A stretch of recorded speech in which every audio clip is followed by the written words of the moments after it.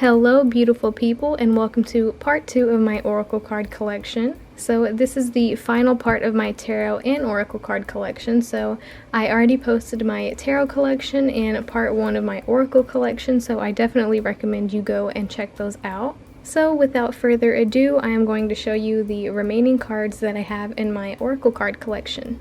So starting out with an absolute banger, we have the Vessel Oracle by Mary Elizabeth Evans. Here are the backs of the cards. So I'm not gonna lie, these cards will really dig deep. They are very powerful. There are some cards that deal with some pretty heavy topics like grieving. The art on these cards is very unique. I really only use these cards when I am trying to have an emotional reading, because whether I want it or not, these cards always bring up some type of deep emotions in me, like this childhood card. Just, it really makes me feel something. Anxiety. This is what anxiety feels like. It feels like a monster. It feels like a trap.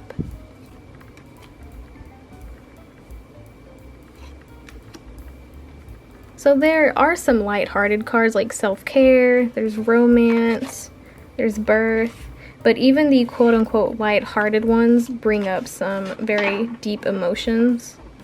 So yeah, very emotional, very powerful. Moving along, we have the Prism Oracle by Nicole Pivorato. So these cards have like a gold holographic gilding, and these are the backs. Here are the cards. Each card is like a solid color with a border, some type of drawing in it, and a keyword. So here we have disruption, we have reflection, balance. I use these cards quite a bit in my readings. They're just really good at bringing up different types of energy that could be present. Intuition, passion. And if I'm not mistaken, the different colors mean different things, which you could find in the guidebook. So yeah, the cards are separated by color. Here we have the Field Guide to Garden Dragons with artwork by Stanley Morrison and written by Arwen Lynch. Here are the backs of the cards. I think that this is one of the cutest decks that I have. So every card has an image of a dragon, the name of the dragon, and a keyword. So here we have the asparagus dragon with the keyword consistent. We have the gooseberry dragon, stealth. I think the way that these cards are illustrated is very cute. And I like how there's some diversity in the way that the dragons look. So here we have the blueberry dragon and the carrot dragon. And as you can see, they are very different looking. Each dragon is unique in its own way. These cards kind of give me like the Spiderwick Chronicles vibes.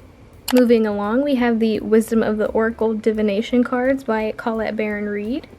These are the backs. And here are the cards. So it's an image with a keyword. For example, we have breathe, we have co-create. And as you can tell, these images are, I don't want to say random, but they're very like unique. For example, we have this cheetah sitting atop, I don't know if this is a building or a column or something, and then we have an owl on a tightrope, an egg. I know I've used the words whimsical and dreamlike a lot in some of my previous videos, but this deck I feel like is the epitome of whimsical and dreamlike, just because it is kind of otherworldly. Serendipity, by the book. Next up is the Queen of the Moon Oracle by Stacey DeMarco. Here are the backs of the cards. They are very glossy. The backs of these cards kind of remind me of like Ravenclaw for some reason, like the Astronomy Tower, the Ravenclaw Common Room. I guess it's just the blue and the yellow and the moon. Here are the cards. They're borderless, which I love, and every card has an image, obviously a number, a phase of the moon, and a keyword. So here we have the last quarter moon, gratitude. We have first quarter moon, assessing. Waning gibbous 6, wisdom. Not only are there different phases of the moon, but there are different types of moons. Like, I believe there's, well, here's an example, the flower moon, the harvest moon, dark moon, full moon. Moving along, we have the Woodland Wardens Oracle deck by Jessica Rue. Here are the backs of the cards. Now, this deck gives off very much fall time vibes, but obviously you could use it any time of the year. Here we have the Salamander and Black Pepper Inspiration. So every card has either an animal, an amphibian, an insect, etc. on it, along with a plant. We have the Skunk and Magnolia Protection. The Vulture and Asphodel Upheaval. The Raccoon and Sycamore Curiosity. And obviously there are explanations for the cards in the guidebook. I don't have a whole lot to say about these cards just because I haven't used it a whole lot, but it's definitely cute. Here is the Reclaim Oracle. Now, like the Vessel Oracle, this is a deck that is very powerful and could definitely bring up a lot of emotions. And I believe this is the author of the deck, Marion Constantine, but I could be wrong. The cards have matte black siding. These, oh my gosh, did y'all see that? This deck, like all I did was turn the deck around and this card, I'm not even lying, flew all the way across my desk. So I'm gonna take that as a sign, just because that hasn't happened in any of my other collection videos, that maybe this card has a message for us. So I'm gonna turn it over. It says shame. So whatever this card means to you, if there's a part of yourself that you're hiding that you've been wanting to express, this could be a sign to do it. If other people have made you feel shameful about something, this card could be here to let you know that you have nothing to be ashamed about, that you need to embrace and express your true authentic self. You're beautiful, you are loved, you are worthy, and you do not need to hide who you are. Okay, that was an interesting thing to happen. I'm gonna leave this card right here for anybody who needs it. It obviously wants to be on display. Alright, back to the collection video. As I was saying, matte black siding. These are the backs of the cards. The cards themselves are relatively small, but there are a lot of cards in this deck. I really like the artwork of these cards, the figures. You have surrender, loneliness. Like, these images and the keywords and just everything brings up so many different emotions. Lust, control. And although these cards may only have like one or two or a handful of keywords, the words themselves hold so much meaning and mean so many different things to so many different people that there's just no way that the cards don't bring up something that is on your mind or something that you need to handle or deal with or feel completely. Maybe there's something you're not really allowing yourself to feel. Like, these cards will definitely help with that. Acceptance, powerlessness, forgiveness. I kind of want to do like a whole video on just this deck, like a full flip through of every single card and kind of just admiring it in its fullness, but that was the Reclaim Oracle. Here is the Mystic Martian Oracle by Lisa Porter. Here are the backs of the cards, and the cards have lime green siding. So these cards have different extraterrestrials, different space events, space phenomenons, and things like that. For example, here are the Syrians, artistic, integrity, honesty. We have the Greys, tall, utilitarian, organized, and intimidating. There are also the Elements, Starseed, self, memories, identity. The artwork of these cards is very unique, very bright, very colorful. It's just something different. This deck is just something different. It's a breath of fresh air. Here is the Iris Oracle deck, also by Mary Elizabeth Evans. Here are the backs of the cards. So here are the cards. I really like the drawings. If I'm not mistaken, there is some usage of colored pencils, which I really like. So we have Slimy, the Weight of Truth, the One Who Hides the Sun. So as you can tell, this is not like a surface level type of deck, and I don't mean that in like a negative sense, like calling other decks surface level, but like it doesn't just use words like beauty and secrecy and things like that. It uses words like the one who hides the sun, which is just something different. Labyrinth, the one who needs to control your light. I feel like these cards can definitely talk about some very hyper-specific things, but it's always very accurate. Alrighty, next up is the Goddess Power Oracle by Colette Baron Reed and illustrated by Jenna Della Grottaglia. Here are the backs of the cards. They are very matte. So each card has a different goddess on it with a keyword. The Great Goddess, Sacred Unity, Hestia, Home, and so on and so forth. So yeah, if you're looking for a goddess type of deck, I definitely recommend this one. So moving along, I'm not sure if this can be considered an oracle deck. It is the Harry Potter Magical Meditations 64 inspirational cards in booklet. I can't remember where I got this, but I just randomly got it one day and never used it, so I am brand new to this deck. But it appears there are different types of cards, so like relationships, identity, flights of fancy, and it appears to have like either a fact or something from the movies or the books, and then a question at the bottom. So this would probably be good for like journaling prompts. So we'll just read one or two really quickly. The Fidelius Charm is a very difficult spell that conceals a secret, such as a person's location, by entrusting it to a single person's soul. The information cannot be revealed through coercion or duress. It can only be revealed if the secret keeper chooses to reveal it. This makes it one of the most powerful and important spells in the wizarding world. Who would you choose to be your secret keeper?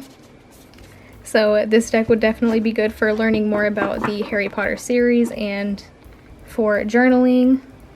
Alright, we are down to our final 4 decks. This is the Wisdom of the Trees Oracle by Jane Struthers. Now, I have used this deck maybe 5 or 6 times, which is a shame because I will show you why. Now, not only is this just a very beautiful nature-themed deck, but I also modified it. So these are the backs of the cards. But yeah, I took labels and wrote the meanings of the cards and put that for every single card, because I'm not really big on like memorizing a guidebook or using it a whole lot. I kind of just want to work with the cards and get to know them. They have obviously the name, but they didn't have any keywords or anything, so I modified it and put labels on it.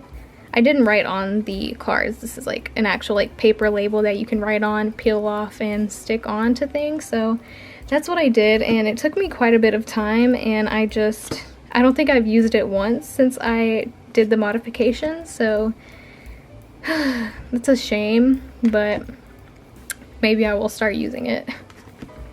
Alrighty, the Green Witch Oracle by Sherilyn Darcy. Here are the backs of the cards. They are glossy. And here are the cards themselves. The element, which I'm guessing like air, water, earth, fire, a keyword, and then the name of the plant and the scientific name. And I love the drawings on the cards. I love the ink splatters. I love how bright and colorful the plant itself is. There are also like some zodiac signs that it could be associated with. So we have marigold, positivity, time, courage, potato, grounding. So I haven't really used the guidebook, but I'm sure that it goes into explanation.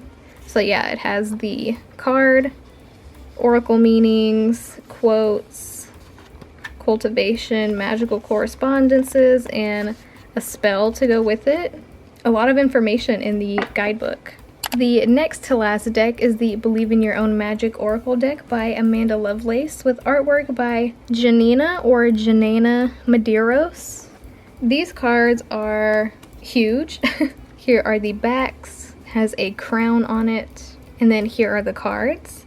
So we have an image the name of the card, and then an affirmation, a message, or some keywords at the bottom. So here we have lavender, surround yourself with love. Princess, you can be your own knight. Confidence, it comes with time and practice. Sun, paint the sun back into your sky. So yeah, I would say this deck is very much about believing in your own magic and your own power. So a very self-empowering deck. And our last card to finish off not only this video, but this series that I've been doing is the Halloween Oracle by Stacey DeMarco. Here are the backs of the cards. This gives me very much like childhood Halloween vibes. Dressing up in your costume, going trick-or-treating, watching Monstober on Disney Channel. So the cards are matte, and here are the cards.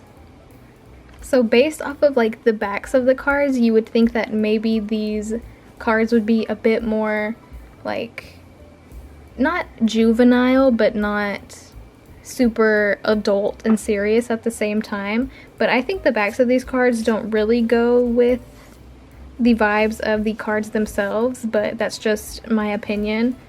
This isn't like a super dark deck or anything like that, but I just don't really think that this matches the vibe of this. But again, I still like it. I still enjoy using it around Halloween time, and even not around Halloween time, but obviously it's more fun to use a Halloween deck around Halloween and just overall fall vibes. We have winter, the sacredness of pausing. So we have the image, the name of the card, and a message or some keywords at the bottom. Ghost, regret. Skull of flowers, creating through the ashes. Werewolf, exploring wildness. Like, this does not match this, in my opinion. But yeah, just an overall really fun, nice deck to use. And that completes my tarot and oracle card collection series. Again, go check out my other 2 videos in the series if you haven't already. Let me know down in the comments which one of these decks was your favorite. Consider subscribing if you're not already subscribed. And I definitely have a lot of ideas for future videos, so definitely watch out for those. Make sure you click the bell notification after you subscribe so you don't miss any of my uploads. And yeah, I hope everybody has a great day. Thank you for watching.